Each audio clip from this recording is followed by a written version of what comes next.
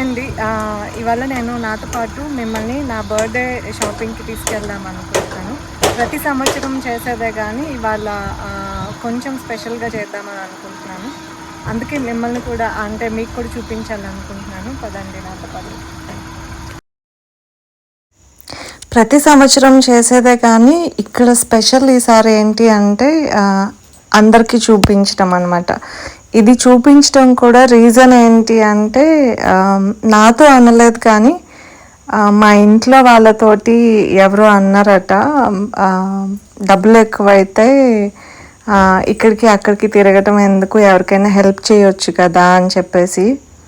So మనం చేస్తున్నది కూడా మన సాటిస్ఫాక్షన్ కోసం చేస్తాం మోస్ట్లీ. కొన్నిసార్లు పక్కన వాళ్ళకి చూపించడం కూడా అవసరము అని నాకు అనిపించింది.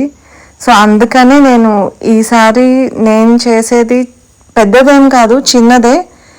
అది కూడా ఎవరైతే ఇలా వెనకాల మాట్లాడుకుంటున్నారో వాళ్ళకి చూపించడం కోసమే. అట్ ది సేమ్ టైం ఇది ఎప్పుడు చేసేది అని ఎలాగూ చెప్పాను కదా. సో ఎవ్రీ నవంబర్లో ఏదో ఒక రకంగా, ఎందుకు అంటే నవంబర్ నుంచి మనకి మంచి చలి స్టార్ట్ అవుతుంది. సో కొంచెం ఫుడ్, దుప్పట్లు అలవాటు అనమాట ఇవ్వటం.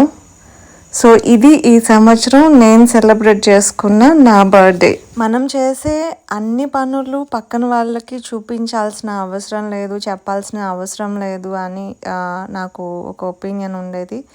కానీ ఈసారి నేను నా దాకా ఆ మాట వచ్చినప్పుడు అనిపించింది, నేను చేస్తున్నప్పుడు చూపించడంలో తప్పు లేదు అని. అలాగే ఒకవేళ ఇది చూసి ఇంకొకరు ఎవరైనా ఇన్స్పైర్ అయ్యి ఒక్కరిద్దరికి హెల్ప్ చేసినా కూడా అది హెల్పే అవుతుంది కదా అని అనిపించింది.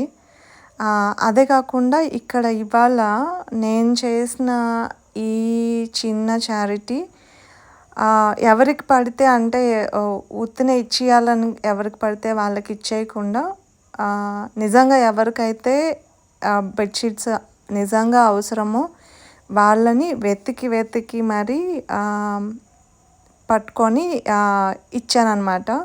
సో ఈ వెతుకుతున్న టైంలో నాకేమనిపించిందంటే చిత్తూరు కొంచెం పర్వాలేదు, ఇలాంటి వాళ్ళు చాలా తక్కువ మందే ఉన్నారు అని ఒక హ్యాపీ ఫీలింగ్ అయితే కలిగింది.